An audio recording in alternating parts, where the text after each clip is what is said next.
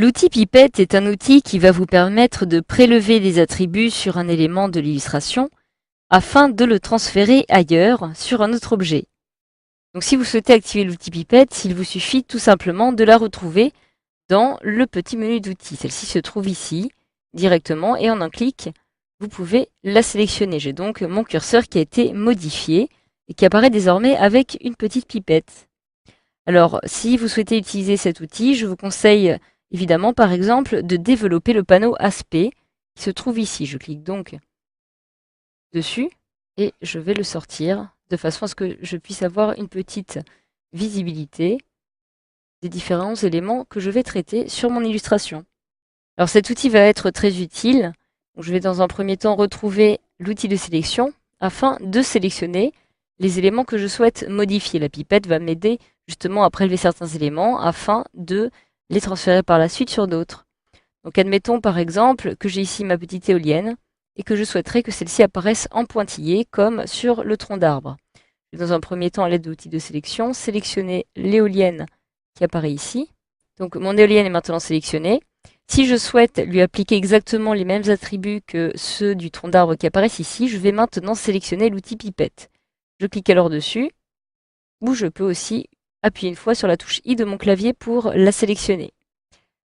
Maintenant, il me suffit de placer mon curseur sur mon tracé, de cliquer une fois dessus, et automatiquement, les attributs propres à ce tronc d'arbre ont été réalisés aussi, se sont appliqués. Et automatiquement, les attributs propres à ce tronc d'arbre ont été appliqués directement sur ma petite éolienne. Si en effet je clique ici, sur l'outil de sélection, pour désélectionner mon éolienne, je retrouve exactement, comme vous pouvez le voir par exemple ici, les mêmes attributs que je vais pouvoir retrouver directement sur mon tronc d'arbre. Je vais me rendre dans Annuler la pipette afin de conserver les mêmes attributs. Alors cela fonctionne avec tout, donc évidemment aussi avec l'outil de dégradé. Donc par exemple, si je sélectionne le tracé de l'herbe qui apparaît ici, je retrouve ici la petite pipette et je clique maintenant sur le dégradé. Automatiquement, je vais avoir le contour de l'herbe qui va apparaître avec le même dégradé de couleur. Si j'inverse par exemple ici le fond et le contour, que je clique à nouveau dessus avec l'outil pipette après avoir sélectionné mon herbe, par exemple, là j'inverse comme ceci, automatiquement le dégradé du feuillage de l'arbre a été appliqué, cette fois-ci sur le fond de l'herbe. Maintenant, je peux alors par exemple décider de sélectionner le tracé qui apparaît ici, et à l'aide de la pipette, si je clique ici, automatiquement je vais avoir le même dégradé qui va s'appliquer. Alors j'appuie sur CTRL Z pour annuler cette action. Si maintenant, avant de cliquer, j'appuie sur ALT, comme vous pouvez le voir, lorsque j'appuie sur ALT, ma pipette est inversée. Je vais maintenant pouvoir l'utiliser comme pot de peinture, ce qui va me permettre par exemple de peindre à l'intérieur. Si je clique ici sur le feuillage, je clique sur la pipette et je maintiens ALT enfoncé. Je clique ici et automatiquement, je viens maintenant de transférer la couleur de fond de ce tracé directement ici sur le tracé que j'avais précédemment sélectionné.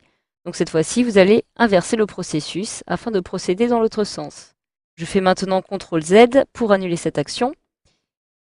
CTRL Z une deuxième fois pour revenir à l'étape précédente. Admettons maintenant que je souhaite appliquer, admettons maintenant que je souhaite transférer uniquement la couleur orange qui se trouve ici sur le feuillage de mon arbre. Donc dans un premier temps, appuyer sur la touche V afin de sélectionner ici le feuillage puisqu'il s'agit du tracé de destination et à l'aide de l'outil pipette. Donc comme vous l'avez vu précédemment, si je clique ici, automatiquement le dégradé va s'appliquer sur tout mon tracé. J'appuie sur CTRL Z pour annuler.